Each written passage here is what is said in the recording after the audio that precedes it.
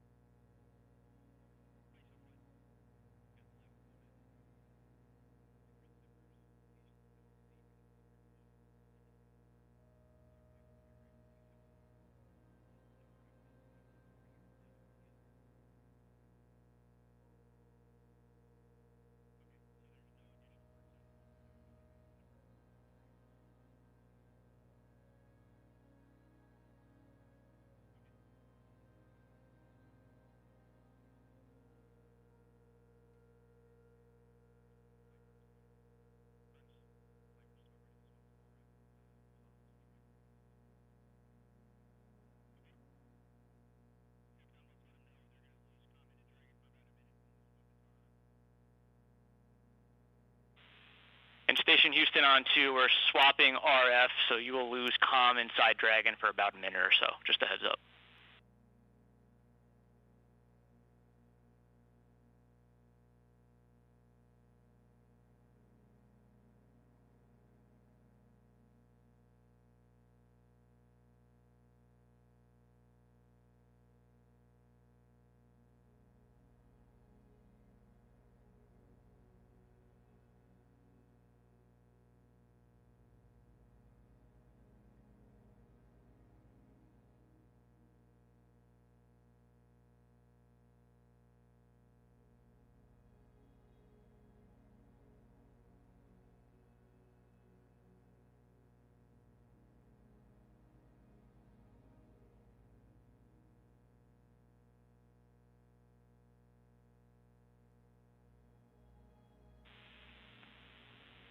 Station Houston on Space to Ground 2 for comm check.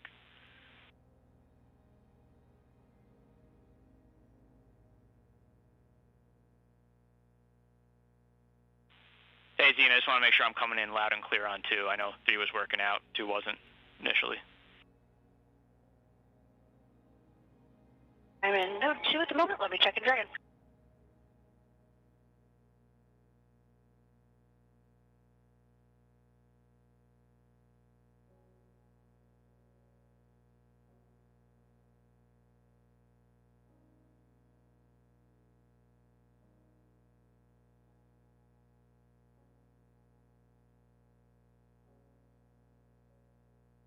Houston Dragon, comm check on 2. Hey, Zena, loud and clear on 2. Help me.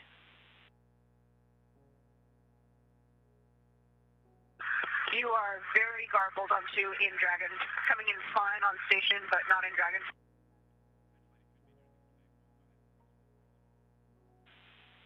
Okay, Xena, copy garbled. If you can hear me, we're going to go ahead and press with the RF swap, so we'll lose comm into Dragon for about 1 minute. Xena copied all. Thanks, Chris.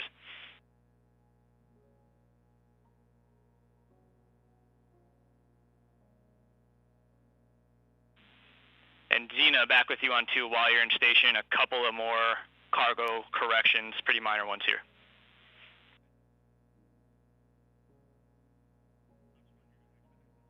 I'm with you. Hey, so I got 3 of them. I could just read them in series. The first one is in that 4.0, just verify that the zippers are indeed secure. The second one is for locations 17 and 18. Just confirm verbally that the locations are latched and closed. And then the last one is for the survival gear and life raft. Just make sure that those are tethered together. And of course, we'll take any and all photos you can take after that those configs are put in place.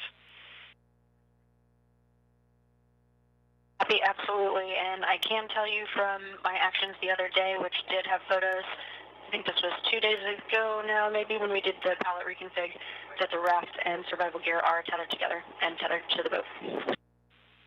Copy. And checking Good on the news. others. Thank you, Xena.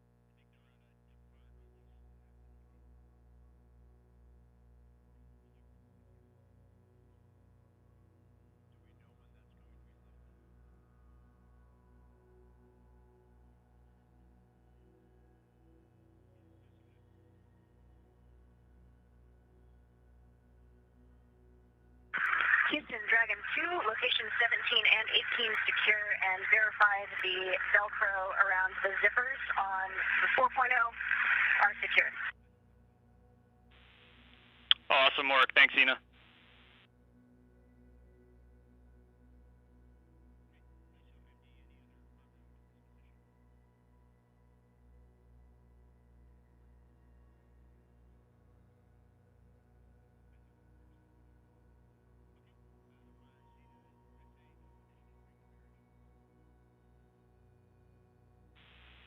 And Xena, while we have you in Dragon for your essay, good news, no additional reconfig required. Really appreciate the support.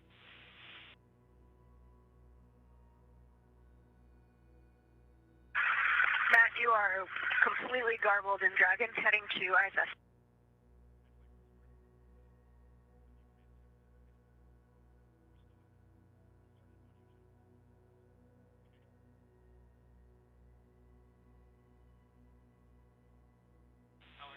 And Xena, yeah, we're still in the middle of that reconfig, so the garbling is somewhat expected. Apologies on that, but just wanted to let you know, awesome work. No additional cargo configs needed. Great job and appreciate the patience. Thank you so much for backing us up. Great catches by the ground team, and we're still on track. Concur.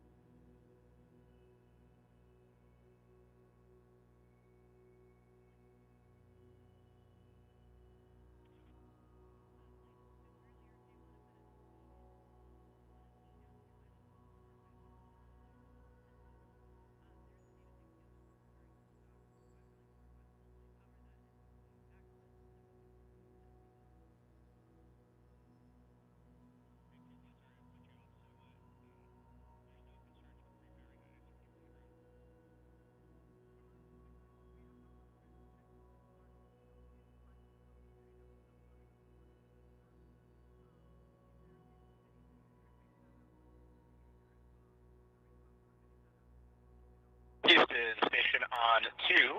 All of the EMER hardware has been taken from PMA 3 and put in the airlock. Houston copies. Good config. Thanks, Chris.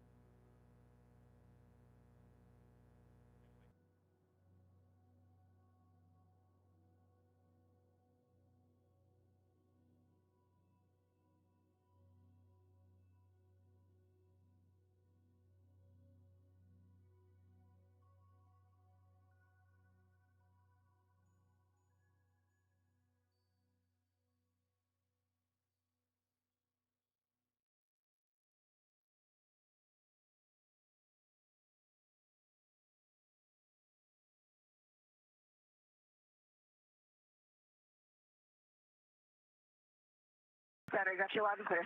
Perfect. Got you loud and clear as well. Glad it fixed it.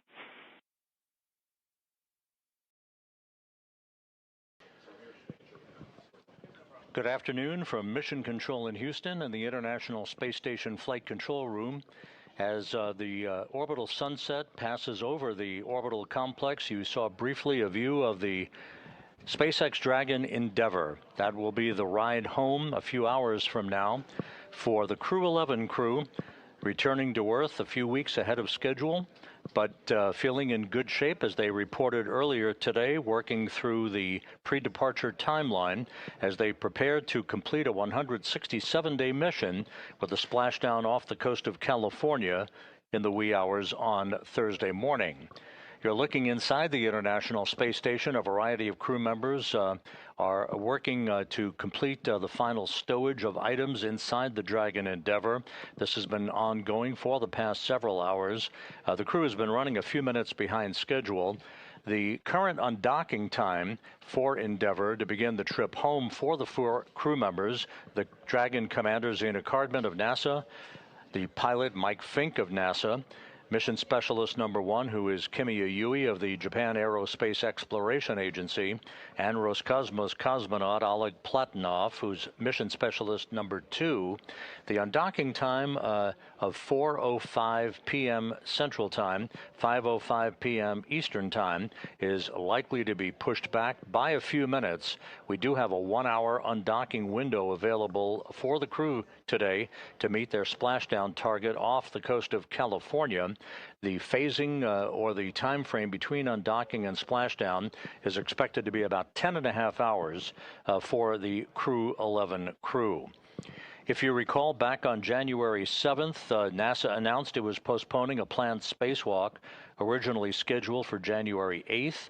While the team monitored a medical concern with a crew member currently working on board the International Space Station.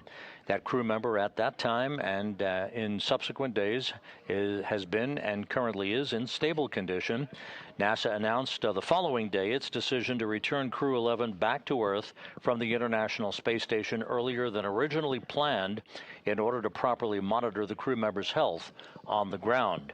If you have been following along with us, back on Monday, there was a change of command ceremony that was planned all along, right before Crew 11 had intended to depart the International Space Station, where Mike Fink, the station commander, handed over the keys to the complex to Russian cosmonaut Sergei Sverchkov, who is the current space station commander and will remain the space station commander until the time frame just before he departs, along with his Soyuz crewmates, Chris Williams of NASA and Roscosmos cosmonaut Sergei Mikheyev.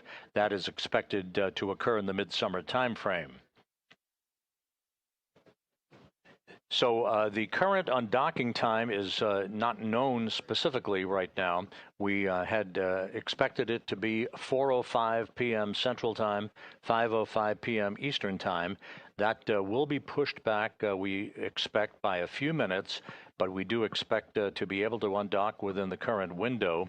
Again, the crew running a few minutes behind schedule based on their late stowage of cargo aboard Dragon, the Endeavour, that this four-member crew launched in back on August 1st, arriving at the International Space Station back on August 2nd.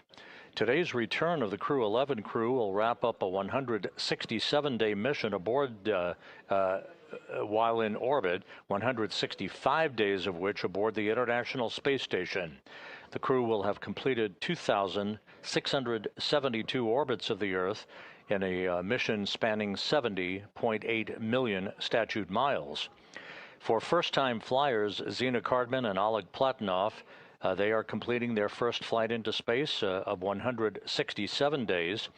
Mike Fink is wrapping up his fourth flight into space, and at the time of splashdown early Thursday morning, will have totaled 549 days in space, putting him fourth among all NASA astronauts on the list, 20th on the all-time list for most cumulative days of spaceflight. Kimiya Yui, with 167 days in space on this, his second flight, will have logged 309 days in space. The weather off the coast of California, where Endeavour will be splashing down early Thursday morning, is excellent.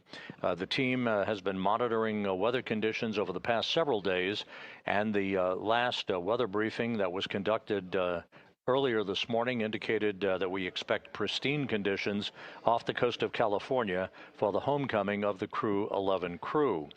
Splashdown is currently scheduled at 2:41 a.m. Central Time, 3:41 a.m. Eastern Time, which is 12:41 a.m. Pacific Time on Thursday morning.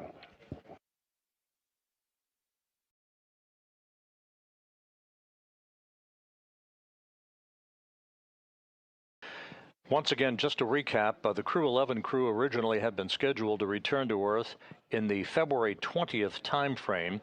So that return to Earth having been accelerated by about 4 weeks from its original target due to the issue that arose aboard the International Space Station last Wednesday.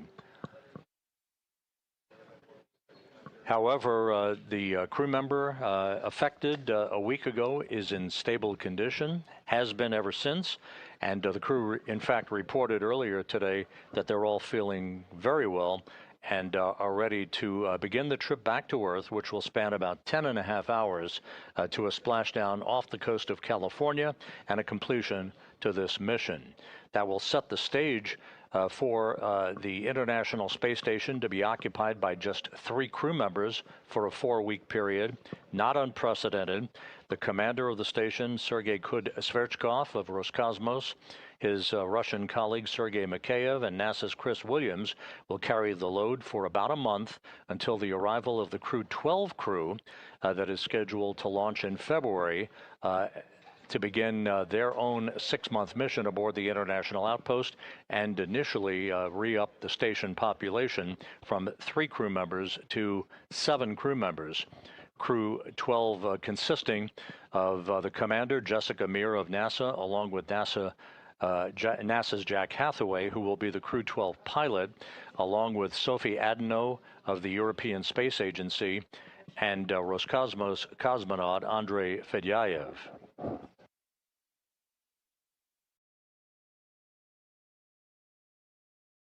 This view from Hawthorne, California, and the SpaceX Mission Control Center, working in tandem with the flight control team here in Houston. It is the Orbit 2 team of flight controllers on console today here in Houston who are following along with the pre-undocking preparations. Once again, the crew is soon to complete its suit up into their SpaceX launch and entry suits before floating through the hatchway on the zenith port of the Harmony module of the International Space Station, and behind them they'll close the hatch to Dragon Endeavour and begin final preparations for the undocking. A specific undocking time will be finalized once we actually close the hatch to Endeavour a short time from now. Once again, we're running a few minutes behind schedule, but we do expect to be able to undock well within the 1 hour window that's available for Dragon's departure today. And again, the burn plan for all of the departure burns and the rendezvous profile for the phasing to bring Endeavour home for a splashdown off the coast of California will be refined and amended to give us the proper splashdown time that has been set of 2:41 a.m. Central Time, 12:41 a.m. Pacific Time, early Thursday morning.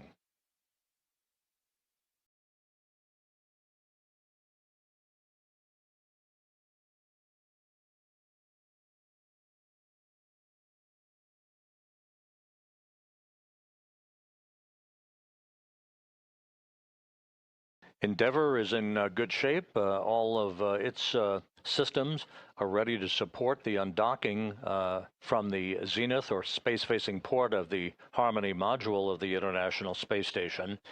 Once the undocking command is issued, several activities will be undertaken, the first of which is the retraction of the umbilical, basically a power and data cable that Dragon draws power from the International Space Station during its docked time frame aboard the complex. Then 2 sets of hooks, 6 hooks per gang, will begin to open up. Set 1 first, followed in short order by hook set 2. All 12 hooks will open up, and then the physical separation will be broken between Endeavour and the zenith or space-facing port of the Harmony module of the International Space Station, to which it has been linked for the past 165 days. There will be a series of undocking burns, first 1.5 seconds in duration, then 5 seconds in duration, and then what is called departure burn 0, a 16-second burn. This creates an opening rate between Endeavour and the International Space Station, ultimately enabling it to exit what is called the keep-out sphere, the first of 2 cylindrical boundaries, if you will, in the neighborhood of the International Space Station, followed in short order by the exit of what is called the approach ellipsoid, which I refer to as the neighborhood of the International Space Station. At that point, joint operations will come to a close, and the flight control team here in Houston will hand over exclusive control of Endeavour's flight back to Earth to the SpaceX flight control team in Hawthorne, California. And sketching you up, we're working procedure 2.103, step 2.6. We copy. Thank you. Here in Mission Control in Houston, in the bow tie, that is Flight Director Ronak Dave. He is the lead flight director associated with the Crew 11 mission. At the top of your screen is spacecraft communicator Matt Dunn, D-U-N-N-E, for those who will be spelling that out for print purposes. Matt Dunn will be the communicator talking to the Crew 11 crew through undocking and through its exit from the approach ellipsoid that will be coming up a bit later this afternoon.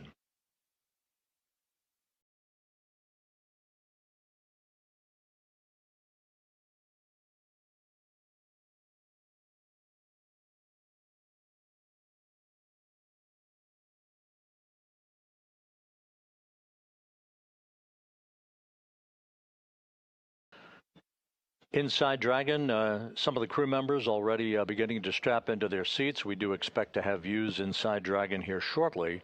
But again, the crew is still in the process of completing the stowage of a few cargo items to be brought back to Earth aboard Dragon. Over the past week, the NASA team, the SpaceX team, the international partners have all worked in close concert with one another to facilitate this earlier than planned departure of Crew 11 from the International Space Station. That earlier departure done out of an abundance of caution following the issue that occurred 1 week ago, in which teams monitored a medical concern with one of the crew members living and working aboard the international outpost. That crew member was and continues to be in stable condition. And again, I will reiterate that earlier today, the crew reported that it was feeling great and ready to come home for a splashdown in the early morning hours on Thursday off the coast of California.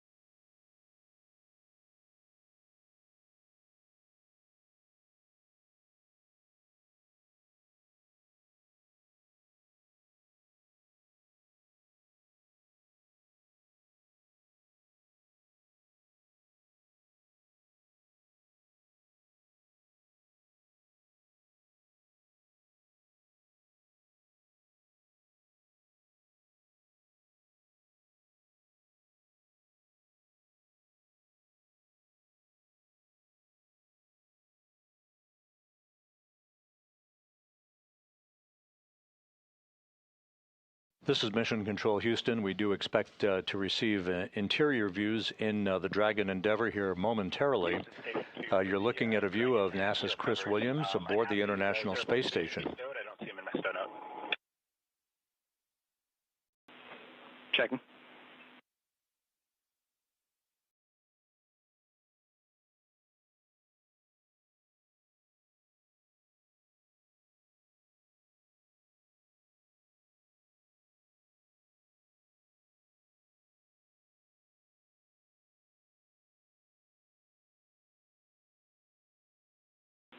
Hey, and Chris, you can temp stow those in node 2 right now. At the end of the day, we'll put them in the docking mechanism accessories kit. And while spacecraft communicator Matt Dunn talks to Chris Williams inside the International Space Station, our first view inside Dragon. Copy all, thank you. A good view of NASA's Mike Fink. To his left is the Dragon commander, Zena Cardman of NASA. Another view from another camera showing Cardman in the foreground. The other crew members who are all suited up now are Kimiya Yui of the Japan Aerospace Exploration Agency and Oleg Platonov of Roscosmos. They are working through pre-departure preparations, running through several checklists that will culminate with the closing of the hatch that will enable us to get a more refined time frame for the actual undocking of Endeavour. Keep in mind that the undocking begins with an undocking command that first retracts the umbilical that attaches Endeavour to International Space Station power and data capability. That follows with the opening of 2 sets of hooks, 6 hooks per set. Procedure 2.103, step 2.9, Dragon cabin configuration for departure complete. All right, Xena, SpaceX copies. Dragon cabin configuration for departure is complete. 2.9.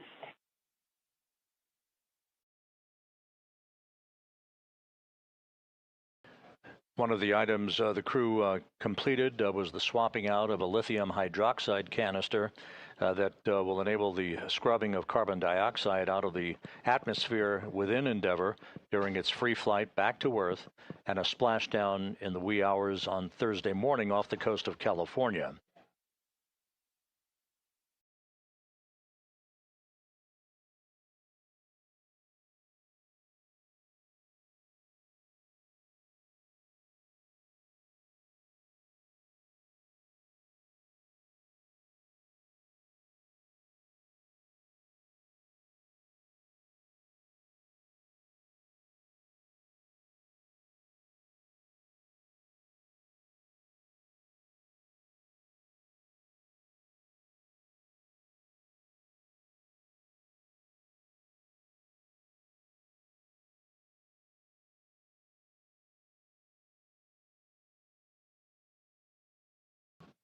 Here in Mission Control, the reports are the crew is running just a few minutes behind schedule with their pre-departure preparations. You can see there in the on the right side of your screen, Roscosmos cosmonaut Oleg Platonov, and in the center of your screen, NASA's Mike Fink, who is wrapping up his fourth flight into space today. Push-to-talk destination is set to station.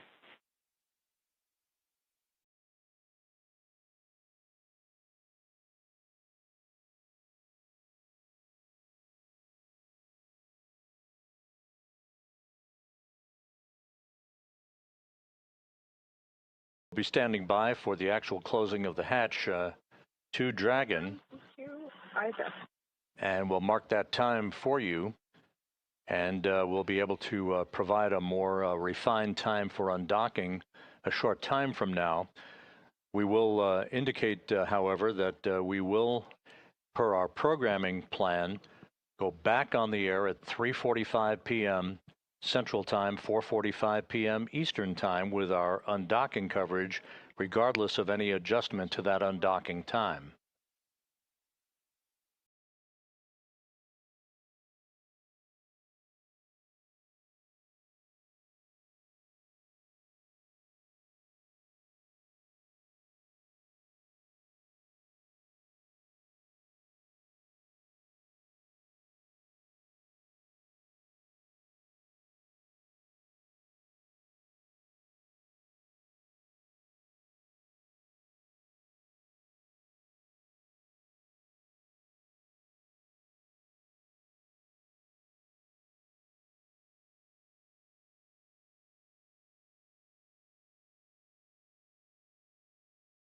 This is Mission Control Houston, once again on the big loop looking at views inside the Dragon Endeavour, which is currently mated to the space-facing port of the Harmony module of the International Space Station. In the foreground is Endeavour Commander Xena Cardman. To her right, NASA's Mike Fink. That's LIO cartridge 2. And at this time, you are go to complete the LIO configuration, IMV teardown and hatch closure per the procedure 2.103. When you're complete, you can execute instructions on hatch closed event details, and then finish chute dawning per 4.010.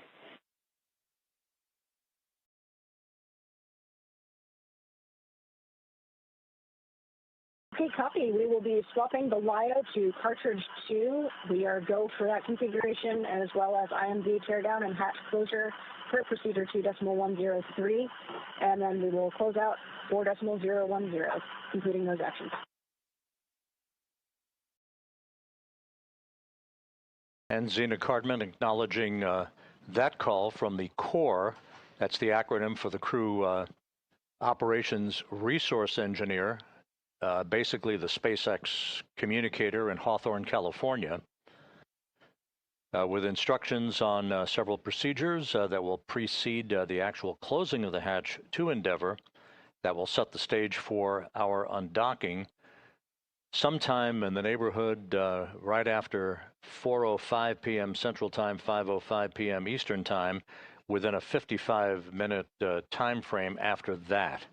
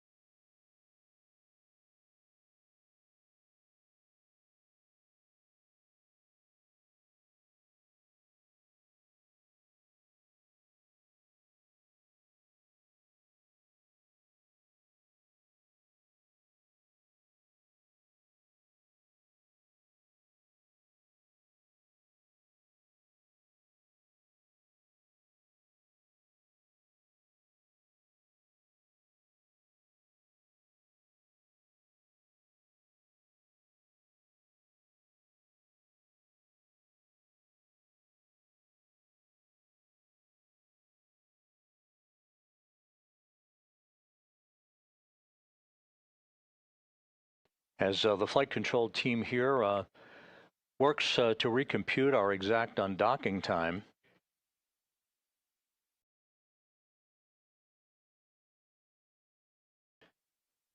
we would offer to you that the burn plan by SpaceX Ballistics and the flight control team in Hawthorne will be adjusted so that we wind up with the same splashdown time, give or take. In the wee hours of Thursday morning, the current splashdown time scheduled at 2:41 a.m. Central Time, 12:41 a.m. Pacific Time.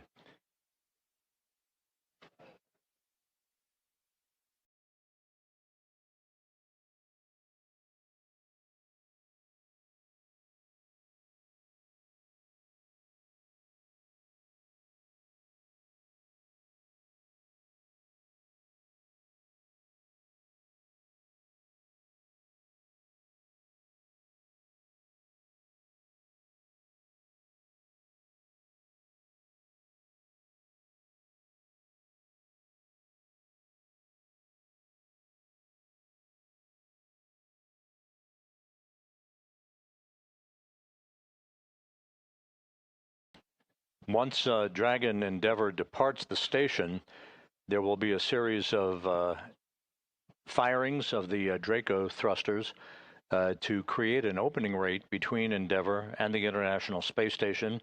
It will move to a safe distance away from the complex for the deorbit burn that is scheduled at 1:51 a.m. Central Time, 2:51 a.m. Eastern Time Thursday morning.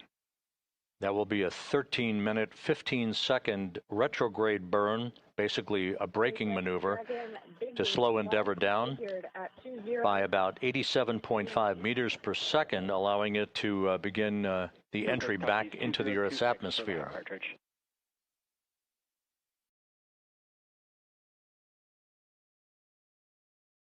Back for continuing to Dragon hatch closure at 3.6 alpha.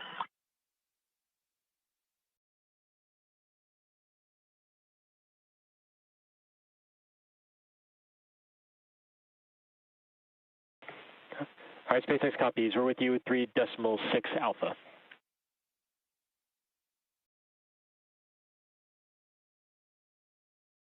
We're complete 3.6 alpha, 3.7. We'll wait for ISS side 3.6 Bravo. We will be ready when you are for closing the Dragon hatch.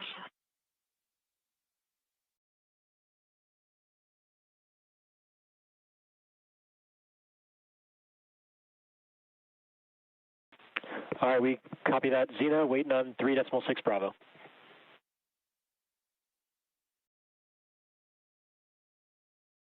Decimal 6 Bravo is now complete, so we are closing the Dragon hatch for the detail. SpaceX copies.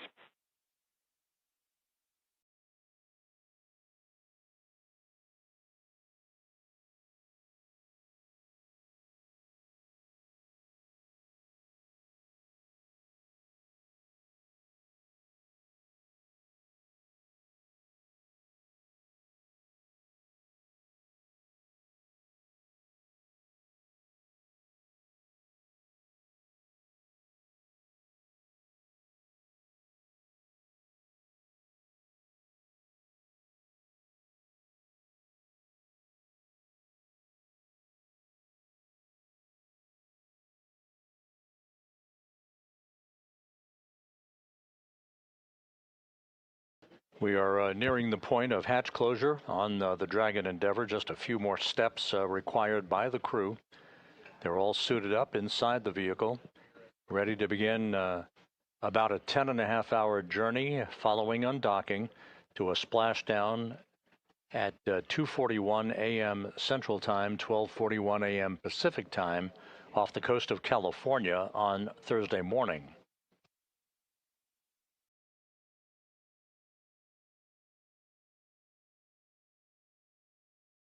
SpaceX Dragon hatch is closed with the hatch indicator on the red.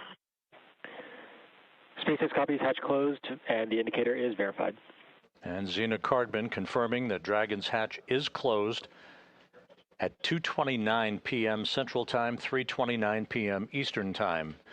So the first step on the road home for the Crew 11 crew now complete, as we stand by for other pre-departure preparations to be undertaken prior to the undocking of Endeavour from the space-facing port of the Harmony module. Again, hatch closure for Endeavour marked at 2:29 p.m. Central, 3:29 p.m. Eastern Time.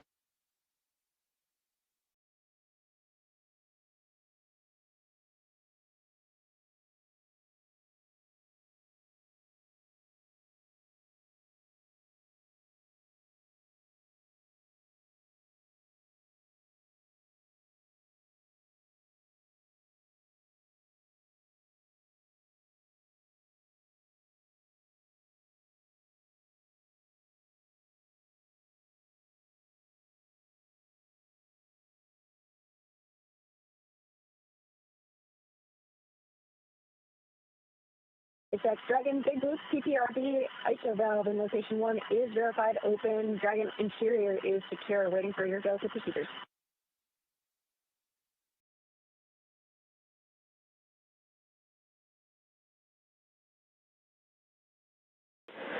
SpaceX copies all, Xena, and report for PPRV. Good news, your go to step into procedures per the event details. We'll look for completing 4.010 for suit donning and report when complete.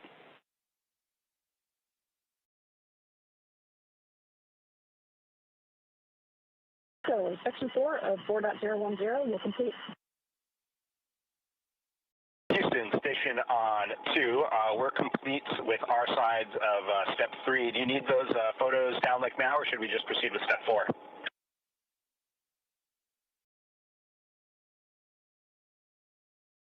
Checking.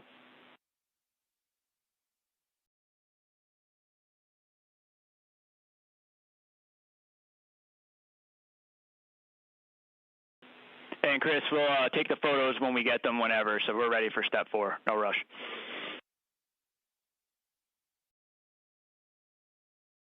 NASA's Chris Williams reporting closeout photos prior to Dragon's upcoming departure.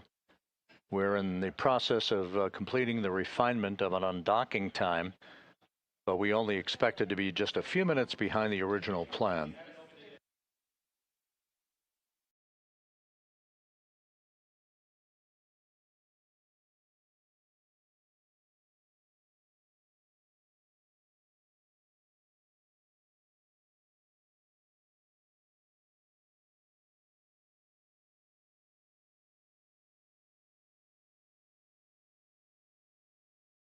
In this view inside Dragon Endeavour, in the foreground is Roscosmos cosmonaut Oleg Platonov, wrapping up his first flight into space.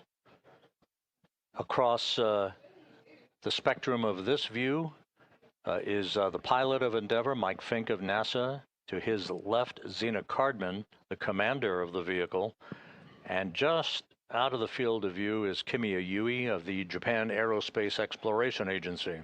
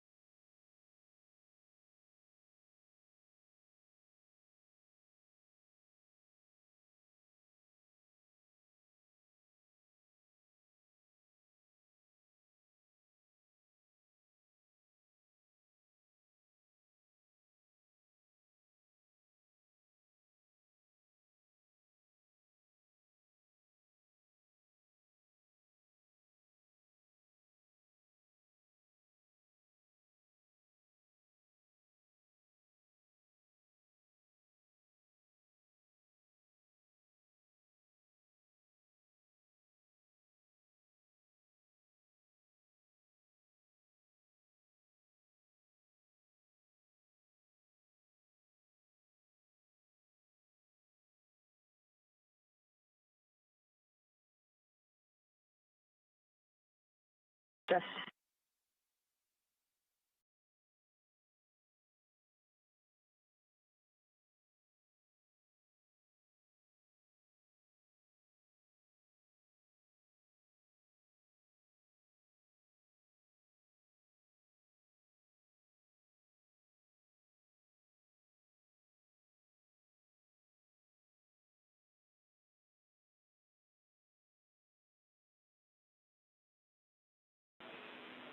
station and Dragon. This is Houston on the big loop for new undock time. We caught up on some of our time.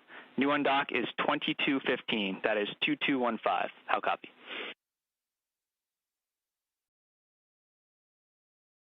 Okay, 2215 for our new updated undock time. That's good readback.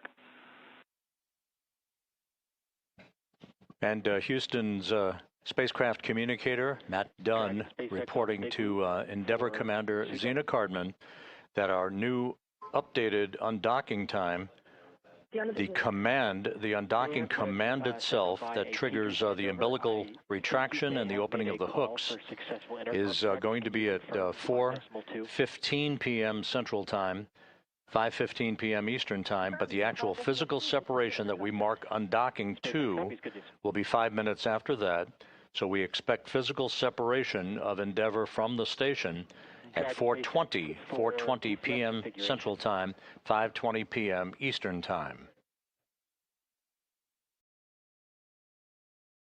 Ready to copy. I can report that the control of cabin air temperature via 4.080 is now allowed until pre-chill. Note that the hex is currently configured for maximum cooling.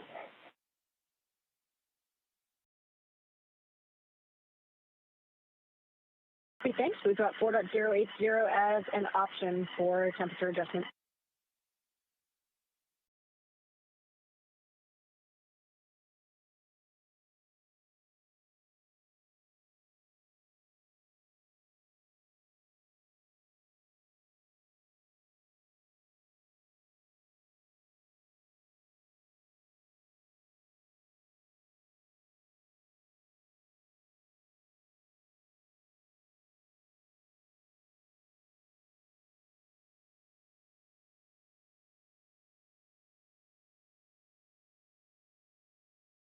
This is Mission Control Houston. Once again, the view inside the Dragon Endeavour as the International Space Station flies smoothly on 260 statute miles above the Earth. The station is currently tracking from northwest to southeast across the west coast of Australia in an orbit inclined 51.6 degrees to either side of the equator. In the foreground is Endeavour Commander Zena Cardman. To her right, pilot Mike Fink. The two NASA astronauts joined by Roscosmos cosmonaut Oleg Platonov and Kimiya Yui of the Japan Aerospace Exploration Agency. The four crew members soon to begin the journey from the station back to Earth, about a 10.5-hour journey that will result in a splashdown off the coast of California in the early morning hours on Thursday. Splashdown planned for 2:41 a.m. Central Time, 12:41 a.m. Pacific Time. 103, moving on to 4.7 now. Copy. Moving on to step 4.7. We're with you. The Crew 11 crew departing a few weeks ahead of schedule to complete a mission of 167 days in duration, 165 days of which will have been aboard the station. 2,672 orbits of the Earth in a mission that will have spanned 70.8 million statute miles. Cardman and Platonov, wrapping up their first flights respectively, will have logged 167 days in space. 4.011, but hold in section 1.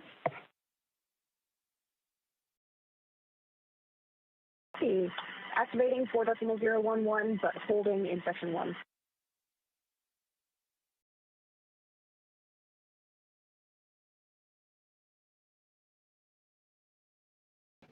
The core, or the crew operations resource engineer at SpaceX Mission Control in Hawthorne, California, now working through their timelines.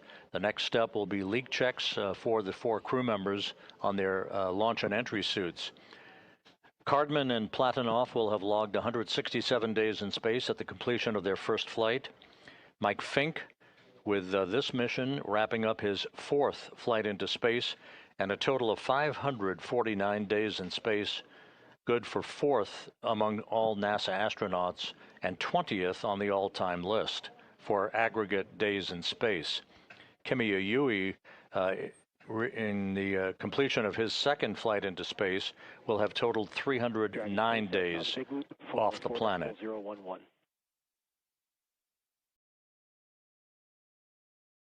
Copy. Hey, Zena, you are go to complete Section 1 suit leak check preparations. We are still performing some final reconfigurations on the ground before we complete Section 2, but you are go for Section 1. We go for Section 1 only. We'll hold before Section 2.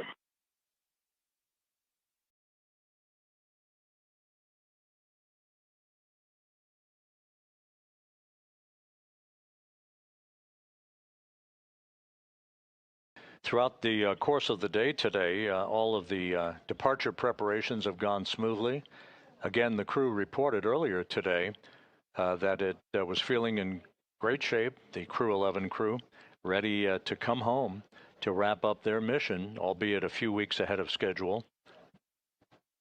They completed the final stowage of cargo aboard Endeavour, and just a few minutes ago, at 2:29 p.m. Central Time, 3:29 p.m. Eastern Time, closed the hatch to Endeavour, leaving behind on the International Space Station the newly minted station commander Sergei Kud-Sverchkov of Roscosmos, along with his Roscosmos colleague Sergei Mikheyev and NASA's Chris Williams, who will be a three-man crew for the next 4 weeks until the arrival next month of the Crew 12 crew.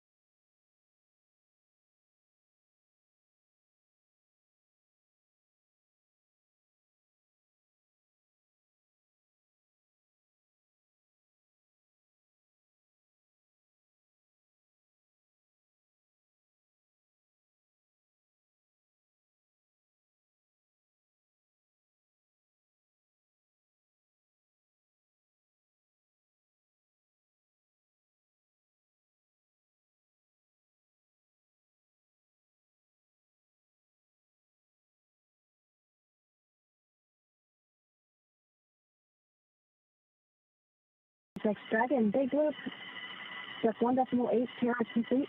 We are pausing at 1.9. SpaceX copies on the Big Loop, and that's good timing. Ground has verified system reconfigurations for hatch closure are complete and nominal. You are go to proceed to Section 2. Report when ready to pressurize. Happy go for Section 2 and vocal. And the Corps, the Crew Operations Resource Engineer in Hawthorne, California, giving the crew the go-ahead to begin suit pressurization for leak checks on their launch and entry suits. This part of the routine series of procedures that will lead to the new undocking time that is marked at physical separation, the new undocking time of 4:20 p.m. Central Time, 5:20 p.m. Eastern Time.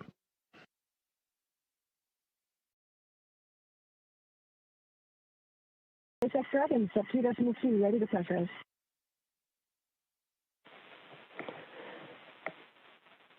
SpaceX copies. You are go for 2.3. Initiate suit leak check. To go for 2.3.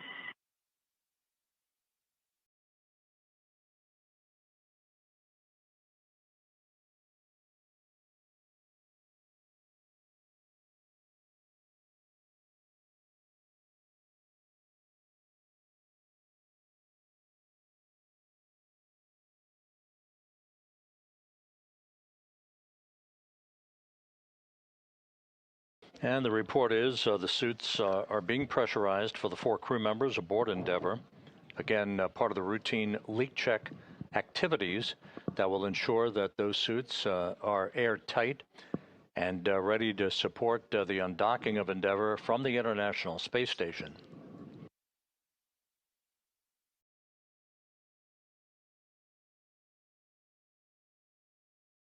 We're about 90 minutes away from the undocking command that will begin the process of retracting the umbilical that has provided power to Dragon during its docked stay aboard the International Space Station. That will be followed by the opening of 2 sets of hooks, 12 hooks in all, that will break the physical separation between Dragon and the zenith or space-facing port of the International Space Station, allowing the beginning of several burns of the Draco thrusters to create an opening rate for Dragon as it drifts away from the international outpost.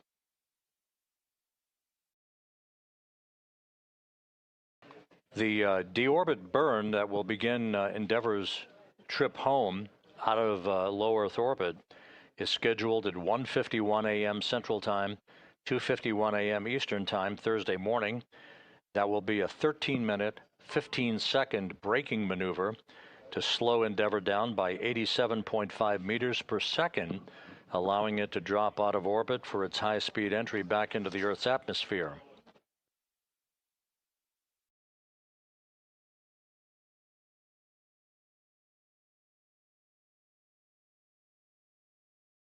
Houston, station on 2, we're complete in step 4 of 2.103, moving on to step 5. Copy all, we're with you in step 5.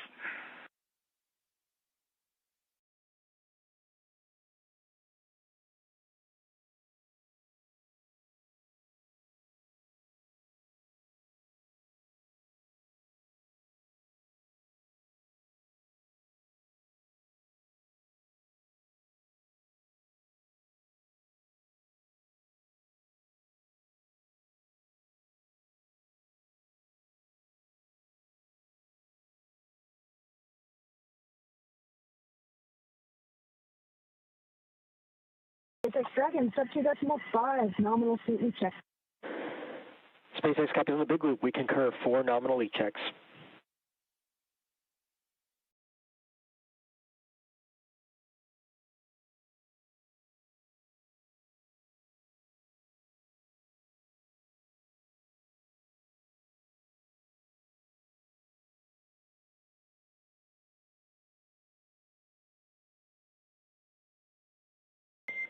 Dragon, SpaceX. This is a comm check on Dragon to ground. I do see that Mike has his push-to-talk set to ground, if he can respond.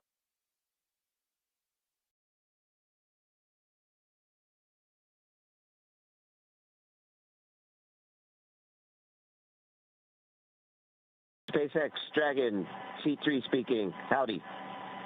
Clear. All right, howdy, C3. Loud and clear as well. Good. Dragon to ground comm check.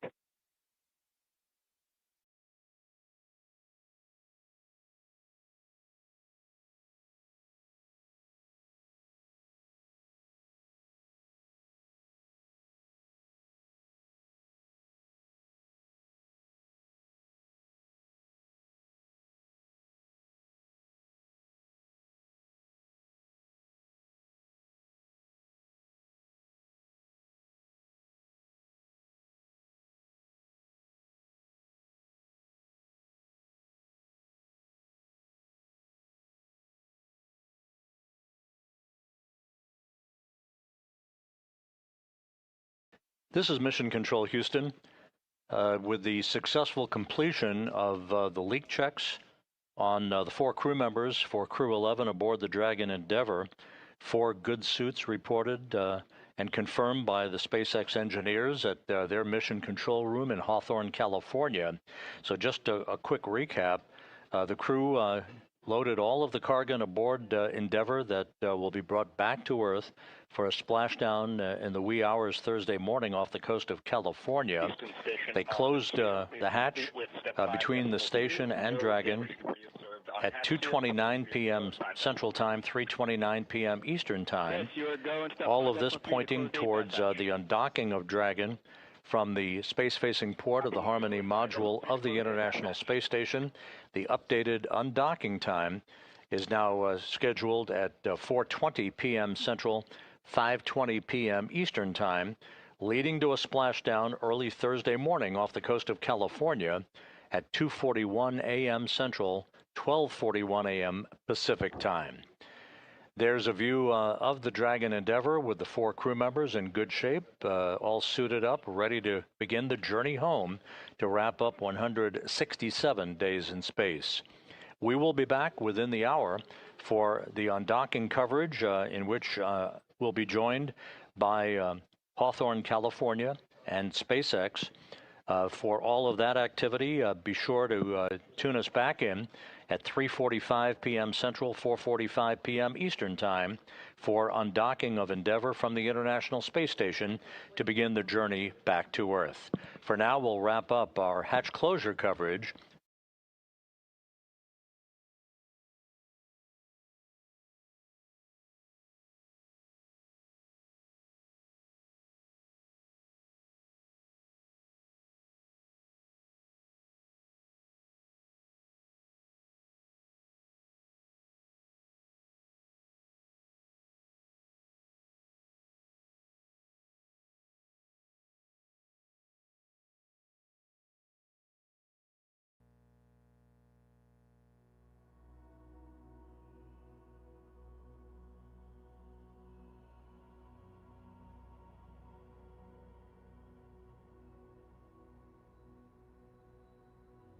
Houston, the station is complete in step 5.4. The APAS hatch and an APAS equalization valve are closed, ready for Dragon IDA vestibule to depress.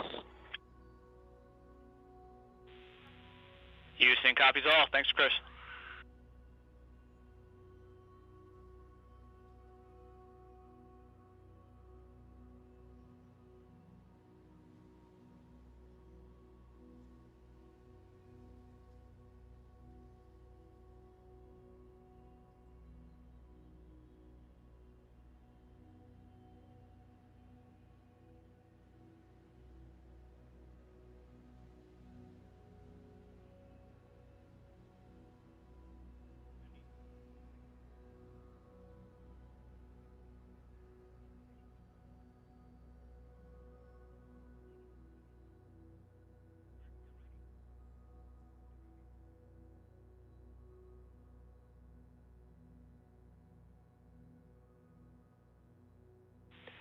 Dragon SpaceX on the big loop. Ground will initiate vestibule depressurization shortly.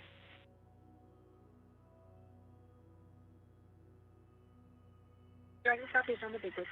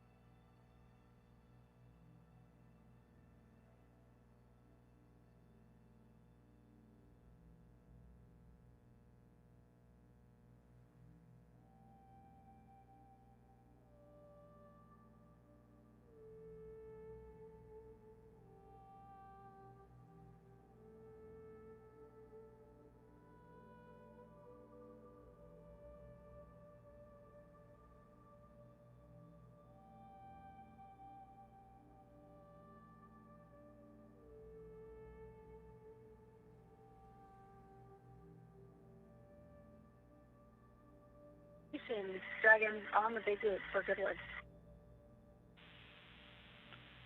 Dragon, this is Houston. Go ahead for good words.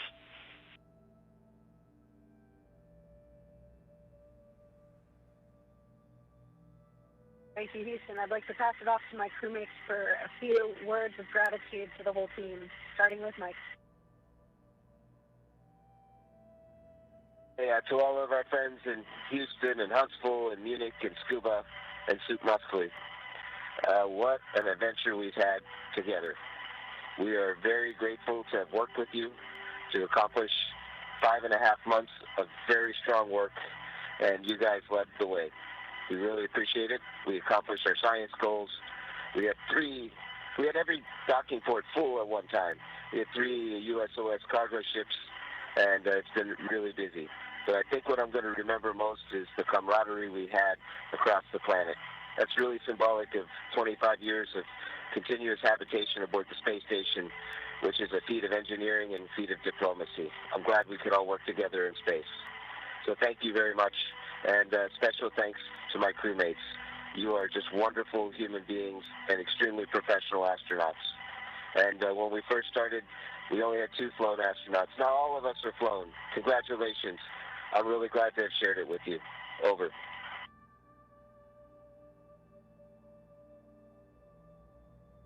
Thank you very much for your all support, ground team, and also actually crew members.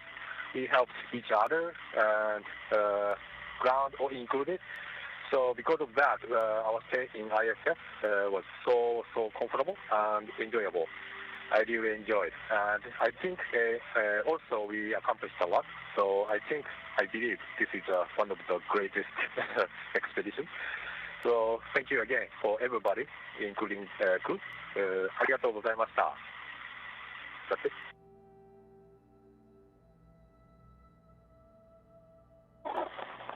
I'd like to say thank you everybody for your help and support. Thank you to Houston, Tsukuba, Munich, and Huntsville. Arigato gozaimasu, and от Агаре, and спасибо большое от Москвы за вашу помощь. And thank you everybody for support, and see you soon on the Earth. Thank you to my Expedition 74 crewmates, those here with me in Dragon and those on ISS. I know the space station is in good hands. Houston, Huntsville, Munich, Scuba, Moscow, Hawthorne. Your International Space Station is a testament to the power of cooperation, and it's been an absolute privilege to take part in this endeavor. Ad Astra, ad Terram. Crew 11 is coming home. Crew 11, thank you.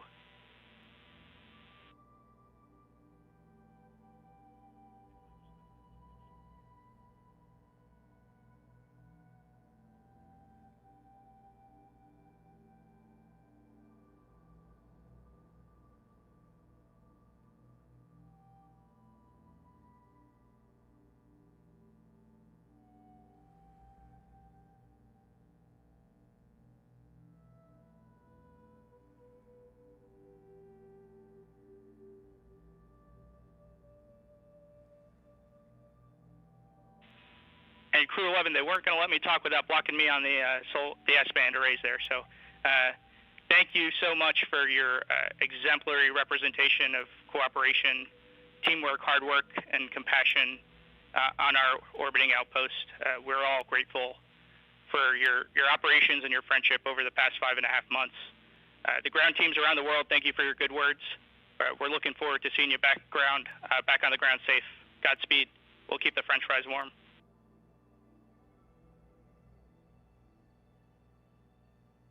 Good word.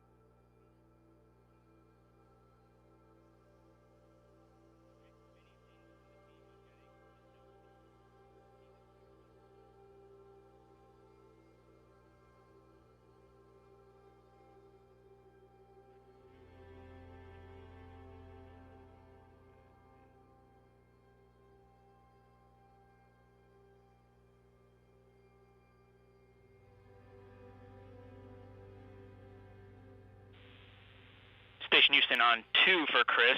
We can give you the go in step 7.4. IMV is deactivated. We're ready when you are.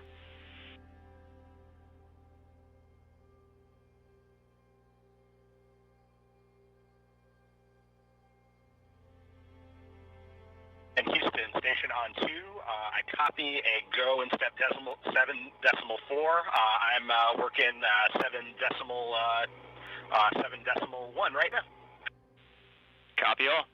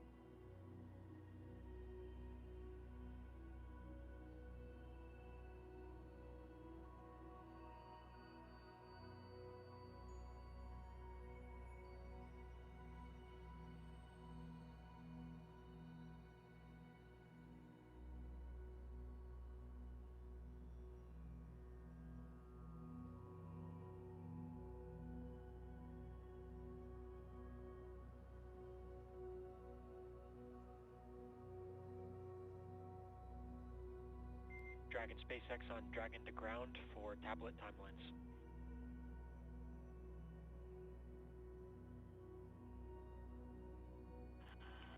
SpaceX on Dragon to ground. Go ahead. Hey Mike, just want to confirm that we're all looking at the same timeline for the drop down. Houston, station on 2. The Node 2 overhead hatch and MPEV are closed, and the MPEV is capped, and photos are SSC4 for downlink. We are complete in our steps of 2.103. We copy all. Thanks, Chris.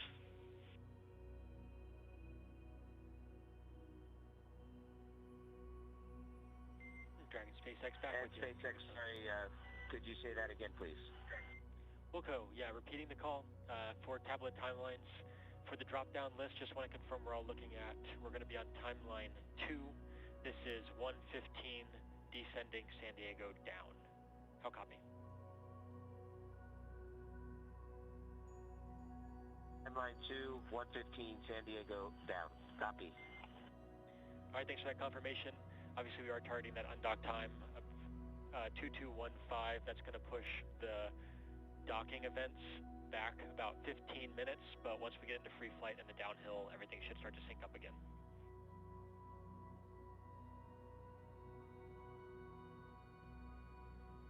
Copies. Really appreciate the big picture words.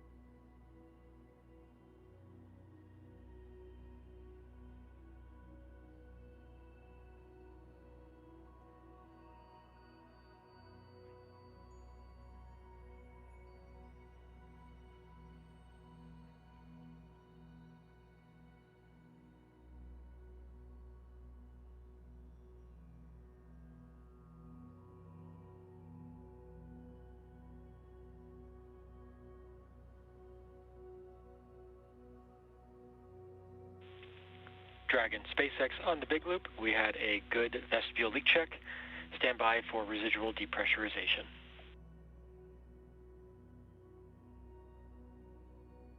Okay, good. That's really check.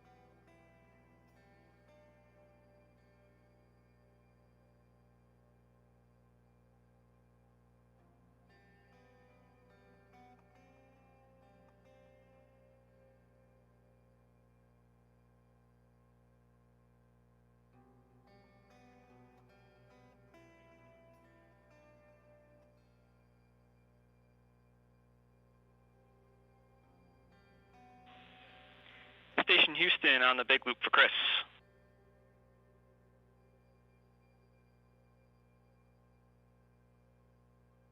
Go ahead on 2 for Chris. In preparation for undock, perform step 1 of 1.303, crew monitoring of ACS moding for Dragon departure. Undock sequence start time is still 22:15 GMT.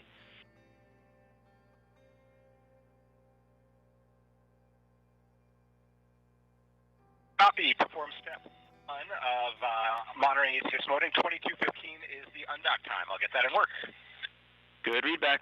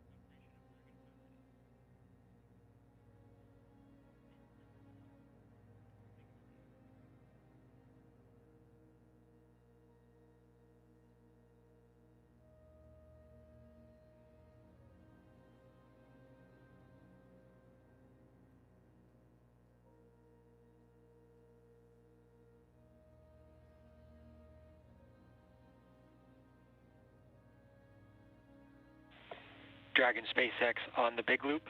Final reconfigurations for undock are complete and nominal. Ground is go for undocking at 2215 Zulu. Confirm visors down and crew readiness for undock prior to the target. You are looking live inside the International Space Station Flight Control Room here at the Johnson Space Center in Houston, where the flight control team belonging to Orbit 2 has just taken a poll of its flight control team, and all positions have polled go for the upcoming undocking of the SpaceX Dragon Endeavour, with the 4 Crew 11 crew members on board to start a 10.5-hour journey back to Earth and a splashdown off the coast of San Diego in the wee hours on Thursday morning. Good afternoon. I'm NASA's Rob Navius from the Office of Communications. We'll be joined momentarily by SpaceX's Ronnie Foreman out in Hawthorne, California. The 4 Crew 11 crew members, Endeavour Commander Zena Cardman, pilot Mike Fink, Kimi Ayui of the Japan Aerospace Exploration Agency, and Roscosmos cosmonaut Oleg Platonov. They're all suited up in their launch and entry suits, having performed leak checks. The hatch was closed a few hours ago between Endeavour and the International Space Station as we point to an undocking time of 4:20 p.m. Central Time, 2:20 p.m. Pacific Time to start that journey home for Crew 11, albeit a few weeks ahead of schedule. On January 7th, the agency announced that it was postponing a planned spacewalk originally scheduled for January 8th, while teams monitored a medical concern with a crew member currently living and working on board the International Outpost.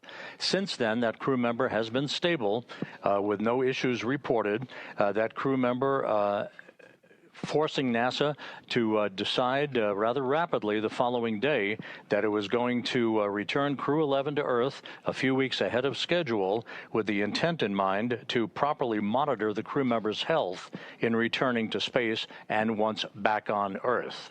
Again, joining us today from SpaceX headquarters in Hawthorne, California, to talk about all the specifics about the final preparations leading up to undocking is Ronnie Foreman. Ronnie, great to have you with us today.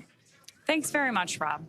Crew 11th is the 11th crew rotation mission for Dragon and its 12th flight with NASA's Commercial Crew program.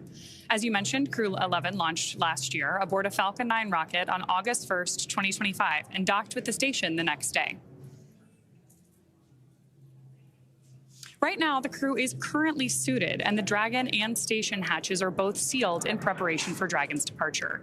Once Dragon undocks, the crew's flight home is expected to last about 10.5 hours. We're seeing live views of the crew inside the spacecraft on your screen there. Shortly after separation, Dragon will use its Draco thrusters to move away from the station in a series of carefully choreographed maneuvers, or departure burns, to increase the distance between the spacecraft and the space station. Dragon will also execute a phasing burn to lower its orbit and line the spacecraft up with its landing location. Following phasing, Dragon will complete deorbit, re-entry, and splashdown.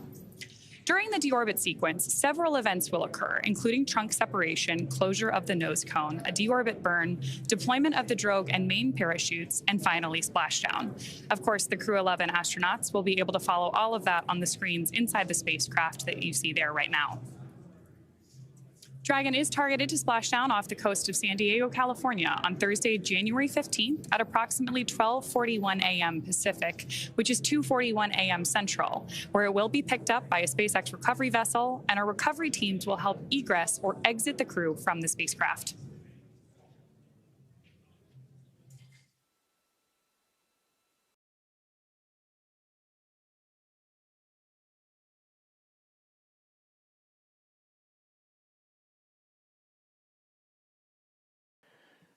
The four crew members on board the Dragon Endeavour, who are just minutes away from departing the International Space Station, Zena Cardman, Mike Fink, Kimi Uyui, and Oleg Platonov, they will have completed 167 days in space, 165 days on board the International Space Station. They will have completed 2,672 orbits of the Earth, a journey of 70.8 million statute miles. Cardman and Platonov wrapping up their first flights, respectively, away from the planet, and logged 167 days in space. Mike Fink is wrapping up his fourth flight into space, a total of 549 days in all. That puts him fourth on the all-time list amongst NASA astronauts, 20th on the all-time list for most aggregate days in space. Kimi Uyui of the Japan Aerospace Exploration Agency is coming home after his second flight away from the planet and a total of 309 days in space. Also on board the space station is NASA astronaut Chris Williams, as well as cosmonauts Sergei Kutsverkov and Sergei Mikhaev. Now, just like the approach to the International Space Station, Dragon's departure and deorbit are designed to be fully autonomous, requiring no action from the crew on board. NASA astronaut Chris Williams helped our crew members prepare for departure today and will be watching from the cupola, but the prime departure monitoring role falls on Zena Cardman from inside Dragon. Mission control in both Houston and Hawthorne will back up our crew as we step them through undocking today. The station crew have been busy preparing to send our astronauts home. Rob Navius has more on what we can expect until Dragon departs from station. Rob?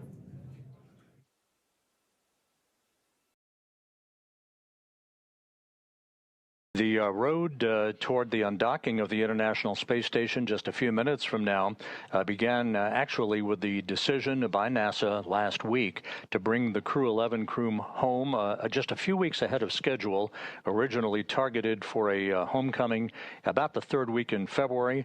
They had that time frame accelerated in a decision that was reached by NASA, the international partners, and SpaceX, who has all of whom have worked diligently to accelerate the time frame for this return back to Earth.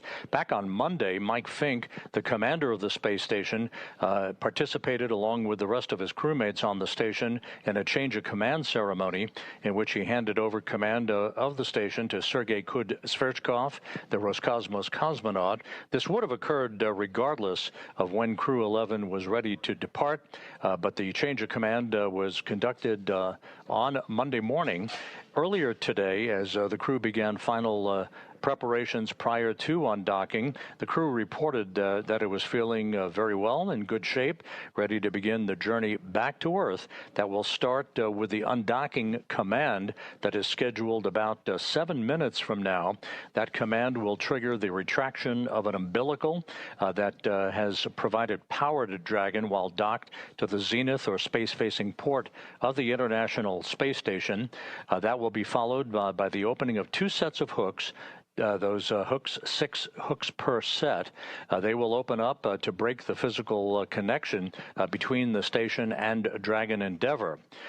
There will be a series of burns of the Draco thrusters to begin an opening rate by Dragon away from the station outside of what is called the approach ellipsoid, which is essentially the imaginary cylindrical boundary of the neighborhood of the International Space Station, at which point the joint operations between Mission Control here in Houston and the SpaceX Flight Control Team in Hawthorne will come to an end, and Hawthorne will take over exclusive control of the rest of Endeavour's flight back to Earth, which, as you heard Ronnie say earlier, will culminate in a splashdown early Thursday morning off the coast of San Diego at 12:41 a.m. Pacific Time, 2:41 a.m.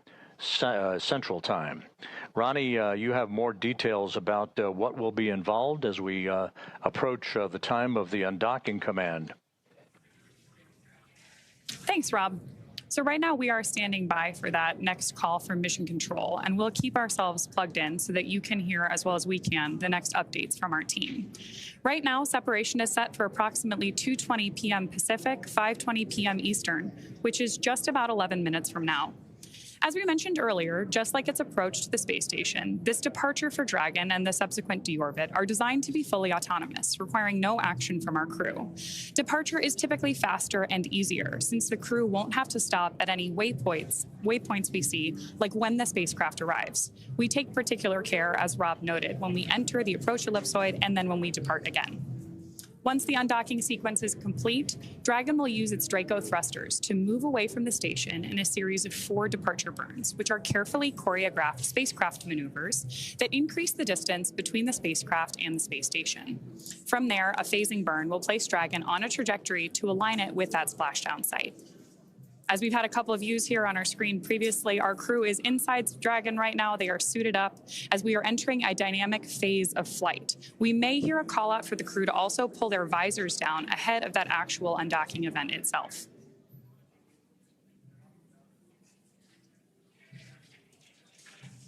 So right now we are standing by for that go, no-go call to undock, and then we'll be waiting for the undocking sequence to begin. Once we get that call, it will take less than 5 minutes for Dragon to separate from the International Space Station, which has been its home for the last 6 months. At the planned undock time, SpaceX Mission Control will command the undock sequence start, which begins the automatic undocking process. The first step is for the umbilicals to retract. These umbilicals are electrical connections that connect Dragon systems to the space station, transferring power, telemetry, and commands between the 2 vehicles during Dragon's stay. Once that's complete, Dragon will unlatch itself, just like Rob described, releasing 12 hard capture hooks in 2 separate phases. All that combined will take just about 4.5 minutes, and then Dragon will be ready to depart from station and begin to move itself further and further away using those Draco thrusters. Dragon's initial departure from station, like I mentioned before, is a little bit different. And it's also different from other docked vehicles like the Soyuz that rely on springs to push them away from the docking port. Dragon will execute 2 short thruster firings to undock using a combination of 12 Draco thrusters around the base of the spacecraft, with the first burn breaking any stiction between Dragon and the docking port, and the second slowly backing the spacecraft away. We are expecting the call for the end sequence to begin in the next few minutes or so.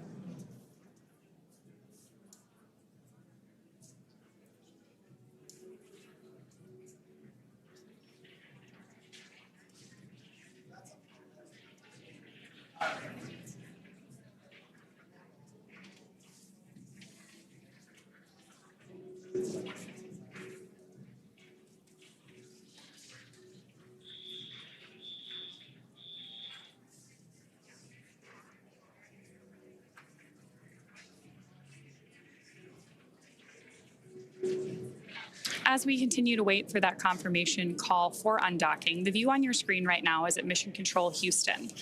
Mission Control in Houston and our facility here in Hawthorne are connected to the International Space Station and the Crew 11 astronauts right now on a communications network known as the Big Loop. When we hear that call come through, you'll very likely hear whoever is speaking announce which loop they're speaking on so that we can follow along with the astronauts and understand who's in the loop.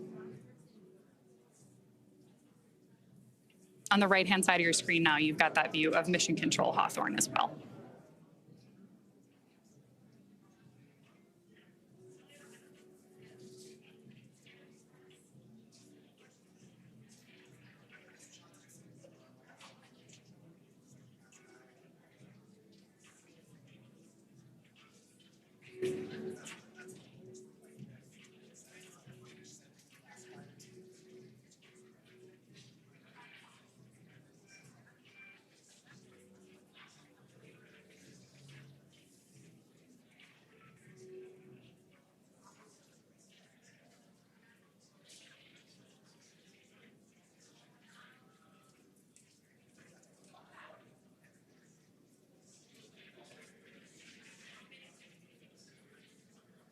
So as Rob mentioned earlier, following deorbit and splashdown, Xena, Mike, Kimya, and Oleg will have spent 167 days in space, orbiting the Earth more than 2,600 times.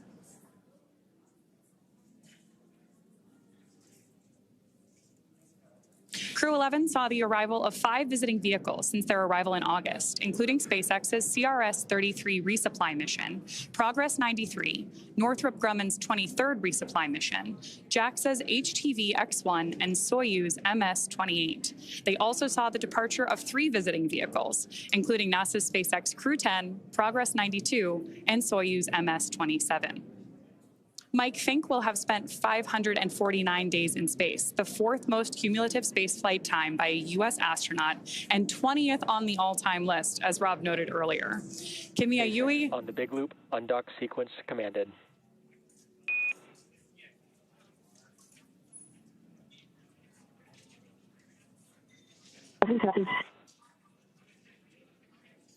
So there we heard the call out from Mission Control that we are go for undock and the receipt of that command from Dragon. With Dragon now getting ready to undock, Rob will take us through that process. Rob? Okay, Ronnie, thanks very much. The International Space Station is currently flying just off the southwest coast of Australia at an altitude of 260 statute miles. As you've indicated, the undocking command has been issued. On the Big Loop, umbilical demate complete and nominal. Umbilical demate complete and nominal.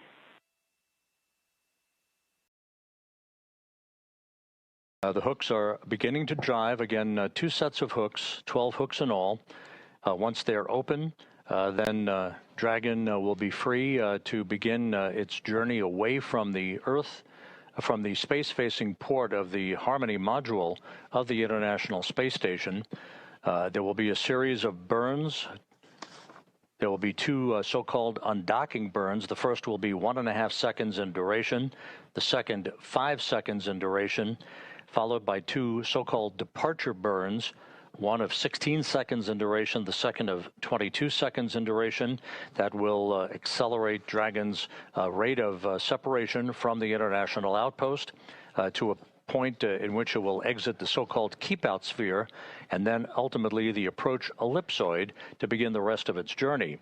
Even though the undocking is coming about 15 minutes behind schedule, based on the work that was required to prepare the crew for undocking, this will not affect the rest of the timeline. There will be some burn adjustments made by the SpaceX engineers in Hawthorne, but it will all lead to a splashdown off the coast of San Diego for the 11 crew members at 2:41 a.m. Central Time, 12:41 a.m. Pacific Time to wrap up this 167-day mission.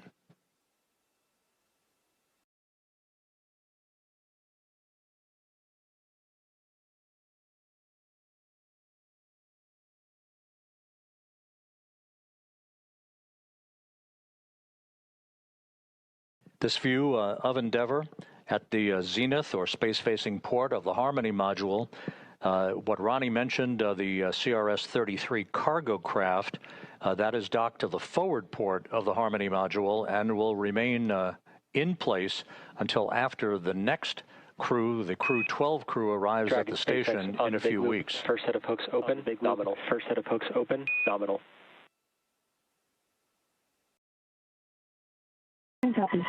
The second set of hooks now beginning to open. We are committed to an undocking, standing by for those hooks to fully retract.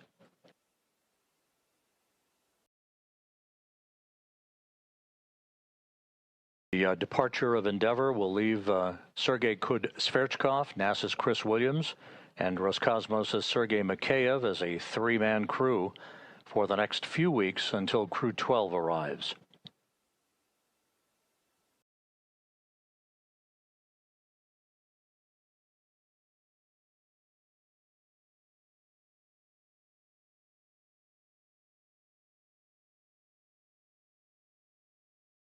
The interface between Dragon and the station has no longer been sealed.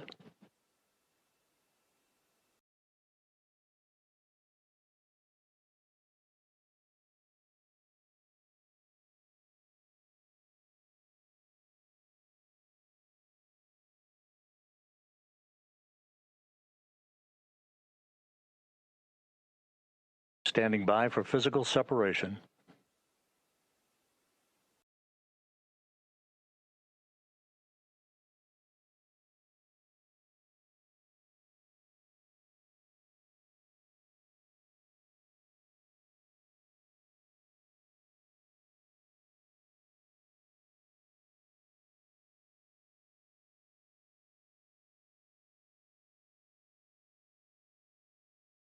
About 20 seconds away from physical separation.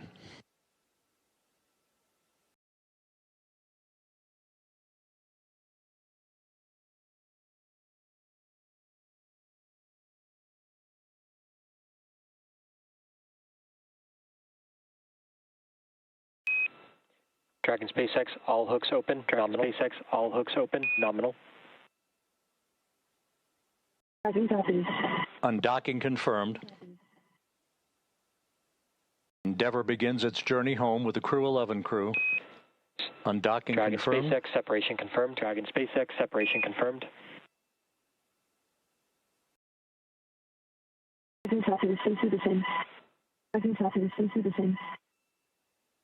A good undocking burn, 4:20 p.m. Central Time, 5:20 p.m. Eastern Time for undocking, as Dragon and the International Space Station flew 260 statute miles south of Australia.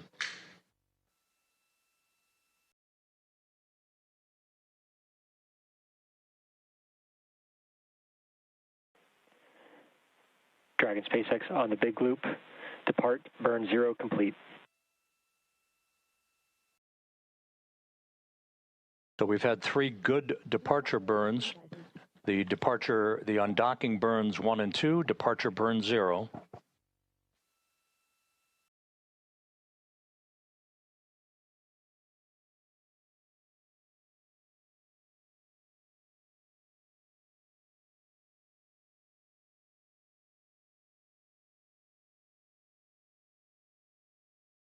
So despite the accelerated nature of the timing of this undocking for Crew 11, the crew has executed everything by the book as they begin about a 10.5-hour journey to a splashdown off the coast of San Diego in the wee hours Thursday morning.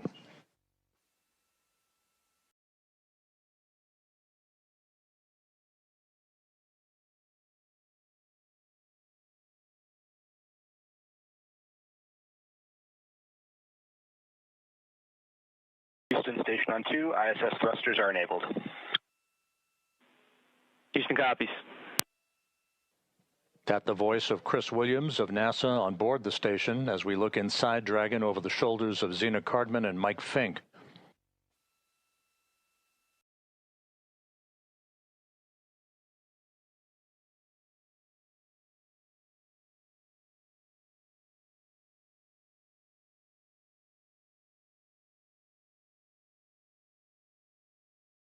We expect Dragon to exit the approach ellipsoid and for joint operations to conclude between Houston and Hawthorne in the neighborhood of about 4:40 p.m. Central, 5:40 p.m. Eastern Time.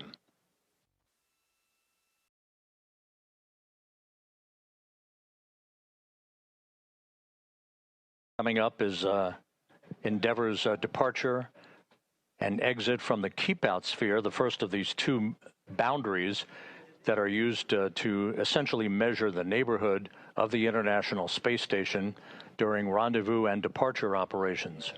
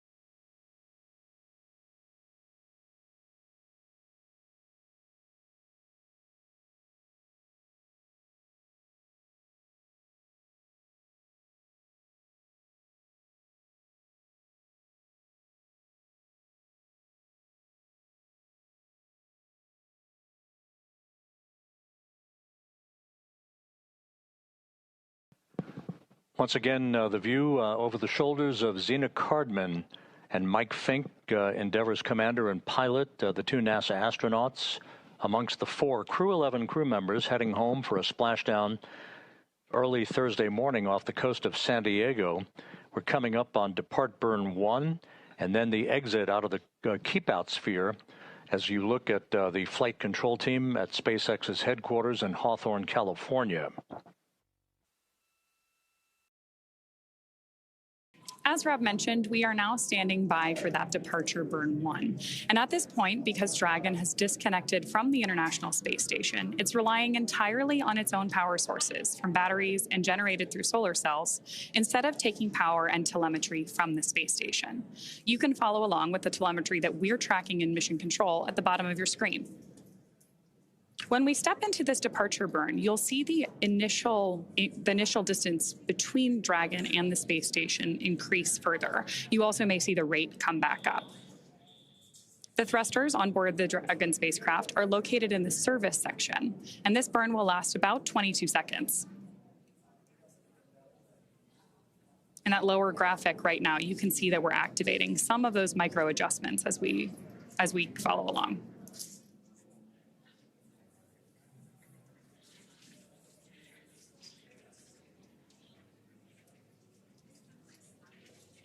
Even though all of this is taking place very methodically and very slowly, both of these vehicles are traveling about 17,000 miles an hour. So this is a very carefully... Dragon SpaceX on the big loop. Depart burn 1 complete and nominal. This time, you are go to DOF suits per procedure 4.012. Reminder that ground will be deactivating the big loop following exit from the approach ellipsoid.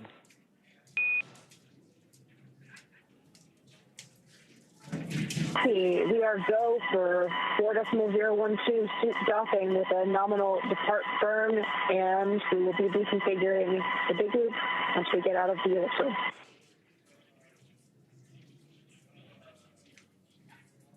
So we got confirmation there from Mission Control and a read back from Dragon that they have exited this dynamic phase of flight and can now take off their spacesuits. As I was mentioning, this is a pretty carefully choreographed set of maneuvers, but now that we're through departure burn 1, we know that we've exited the keep out sphere, which is a 200-meter radius invisible line around the International Space Station. Before moving into the keep out sphere, spacecraft have to be configured where they would not cross that imaginary boundary for at least 4 orbits, even if the spacecraft lost all maneuvering capability.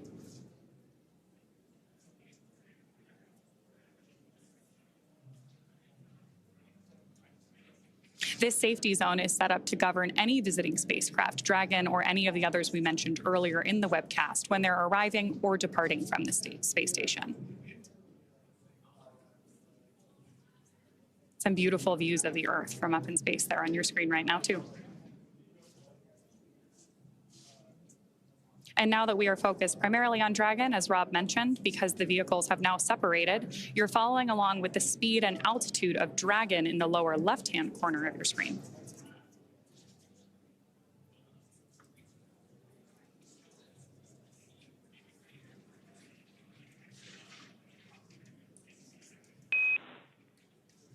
Dragon end station, this is Houston on the big loop. Dragon has exited the keep out sphere. Endeavour crew, enjoy the ride home.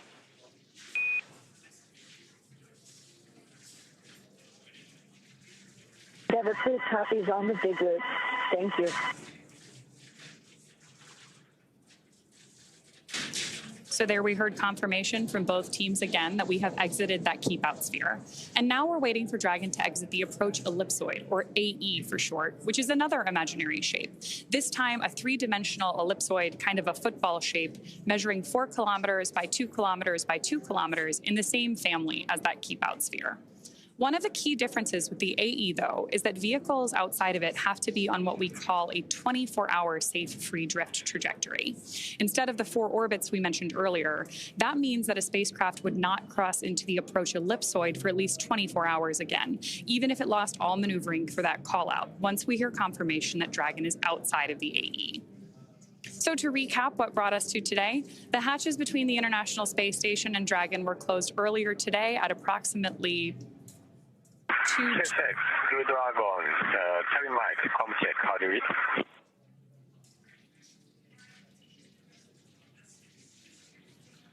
With our crew settled. SpaceX has you loud and clear from the cabin mic. We also loud and clear, thank you. We just had good confirmations there that our Crew 11 team can hear Mission Control here in Hawthorne loud and clear. And our crew is beginning to settle in for that 10.5-hour journey back to Earth. So I'm going to toss it back to Rob over at NASA. Rob? Thanks, Ronnie. The 2 spacecraft, Endeavour and the International Space Station, are currently flying just to the southeast of New Zealand, moving from southwest to northeast in an orbit inclined 51.6 degrees to either side of the equator.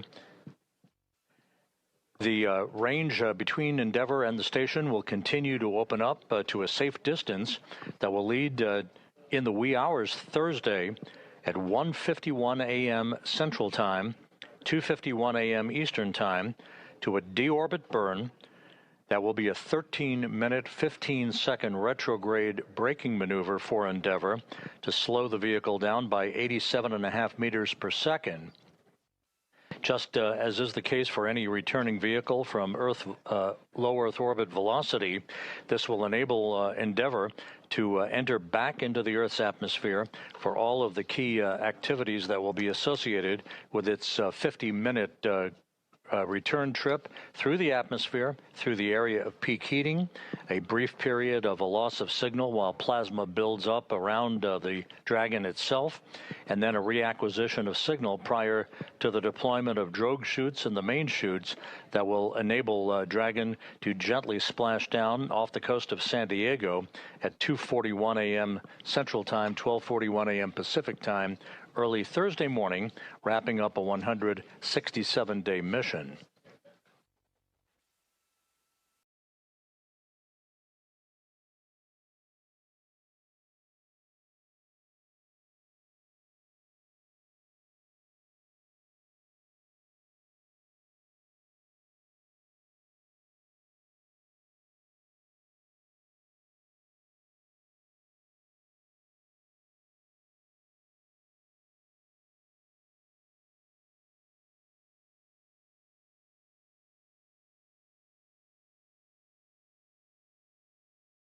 Once again, Crew 11 is on its way home a few weeks earlier than originally had been anticipated, but the crew is in good shape, ready for its arrival in the Pacific Ocean for a splashdown in the early morning hours on Thursday, where the SpaceX recovery team will quickly move into action to hoist the Dragon onto the well deck of the recovery ship and extract the crew, with their mission now having been completed. Everything has gone by the book. Endeavour in good shape. The International Space Station now crewed by 3 people, Chris Williams of NASA, Sergei Sverchkov, and Sergei Mikheyev of Roscosmos. They will be a 3-man crew for the next few weeks until the arrival of the Crew 12 crew on the next SpaceX Crew Dragon that will be launched from the Cape Canaveral Air Force Station. With that, we'll wrap it up from Mission Control here in Houston and go back to Ronnie Foreman at SpaceX headquarters in Hawthorne.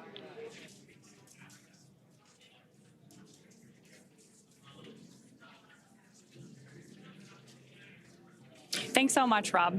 With that, Crew 11 has officially departed the International Space Station.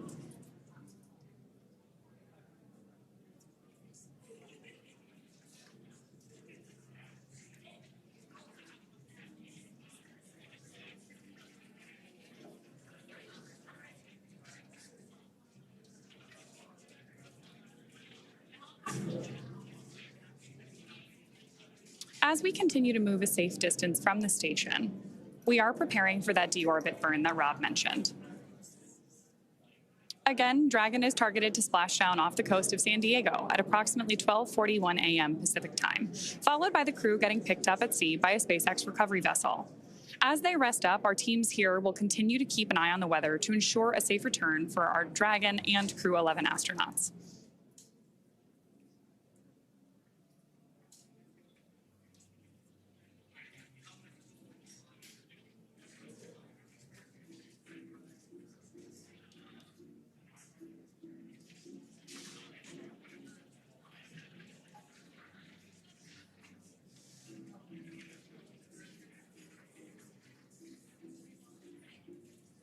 In case you are just joining us, we are following along as our Crew 11 astronauts depart the International Space Station. And right now we're standing by for Dragon to exit the approach ellipsoid, or AE, which is an imaginary football shape that is about 4 kilometers by 2 kilometers by 2 kilometers in the same family as the keep-out sphere, and basically governs the neighborhood of the International Space Station.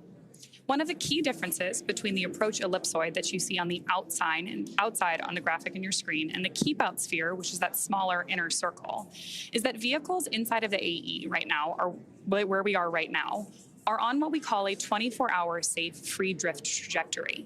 That means that the spacecraft would not cross into the approach ellipsoid for at least 24 hours again, even if it lost all maneuvering. So we are standing by for that call out to hear that we have exited the AE and that our Crew 11 astronauts continue on their way home.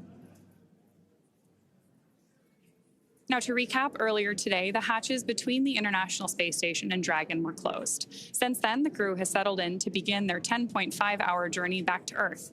The joint NASA and SpaceX teams pulled go to proceed with undocking, and the undock command was then sent, followed by umbilical retraction and hook opening, with physical separation taking place right on schedule at 2:20 p.m. Pacific, as the space station and Dragon were traveling about 260 statute miles south of Australia. Dragon then completed 2 of 4 departure burns and exited the keep-out sphere. We are again now standing by from Dragon crossing the approach ellipsoid to set the spacecraft and Crew 11 up for their path back to Earth.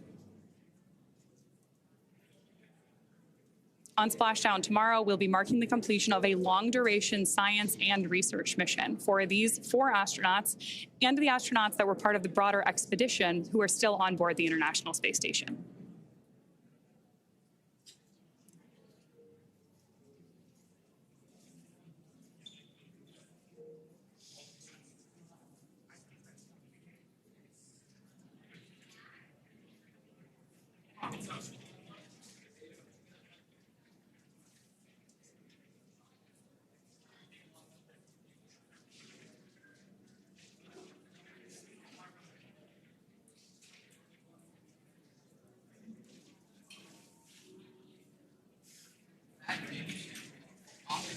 So because Dragon is still inside the approach ellipsoid, we are still currently in joint operations. And you're watching Mission Control Houston and Mission Control Hawthorne working together in the 2 different blocks on your screen.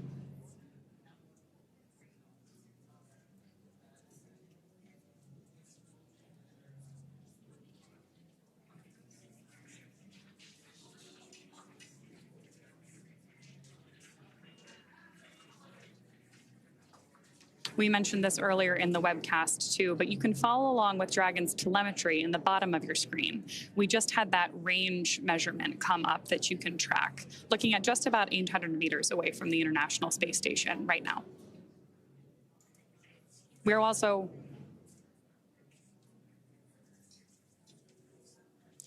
tracking right now that about 1,000 meters or 1 kilometer is going to be the right boundary of that approach ellipsoid. So right now we're watching the number increase, which is exactly what we want to see as our Crew 11 astronauts depart the space station.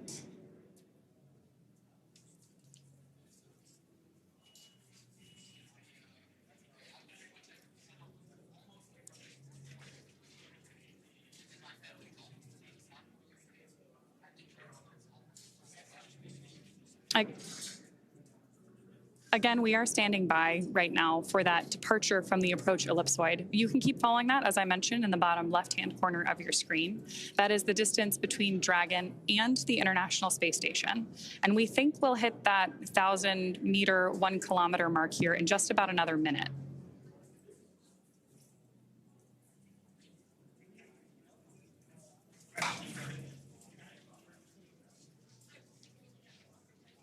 If you were with us earlier in the broadcast, you know that we had great views of Dragon as it left the International Space Station. But now that we've moved away from it and we are on the darker side of the Earth, our views have gone offline for now. Obviously, we're still in touch with our astronauts, and we'll bring those images back to you either later in this broadcast or when we pick it up later this evening to follow splashdown and recovery of our Crew 11 astronauts.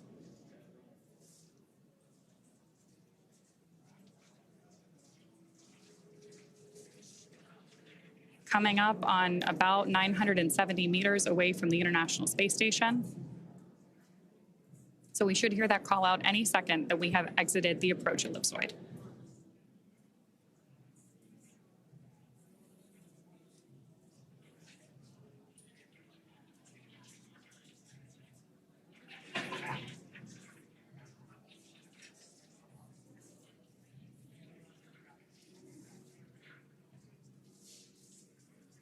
Tracking 1 kilometer on your screen right there.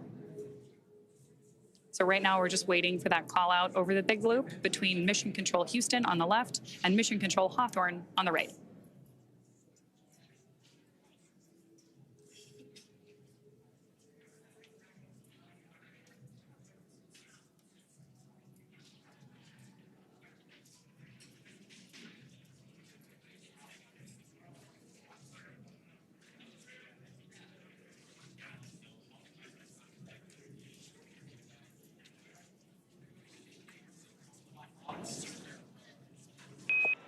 Dragon SpaceX on the big loop.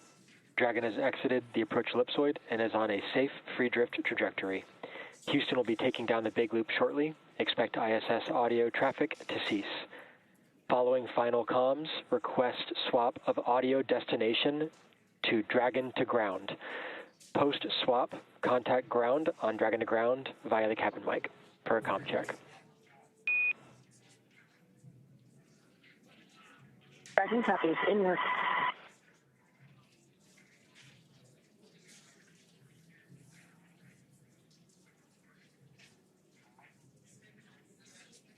So that announcement we just heard from Mission Control Hawthorne officially marks departure from the approach ellipsoid and the end of joint operations. That's why you heard our team explaining how communications protocols would change from here through the end of the mission. Crew 11 has officially departed the International Space Station. And now we'll expect them back here on Earth about 10.5 hours from now, again splashing down off the coast of San Diego. The crew is currently doffing or removing their spacesuits to settle in for that ride home. Splashdown should be early tomorrow morning at 12:41 a.m. Pacific Time, 2:41 a.m. Central, followed by the crew getting picked up at sea by a SpaceX recovery vessel. As they rest up, our teams here will continue to keep an eye on the weather to ensure safe return for Dragon and our Crew 11 astronauts. Meanwhile, we'll rejoin you for live visual coverage starting roughly 1 hour prior to splashdown, so we'll be back at about 11:40 p.m. Pacific. As always, you can find mission updates on X at NASA, at SpaceX, and on the web at nasa.gov. Thanks very much for watching. We'll see you on our Crew 11 astronauts again soon.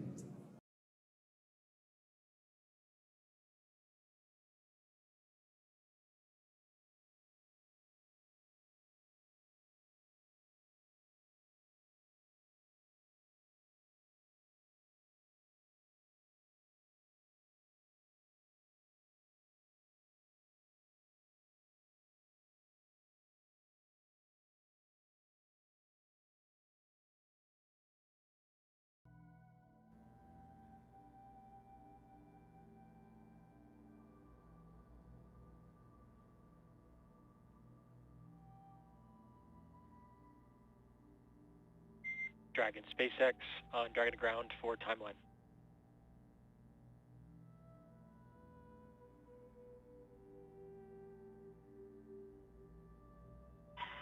On Dragon to ground. And just wanted to check in on crew readiness to support a PMC. We'd like to do this PMC pre-off duty. We are currently trying to start it at 2250, that's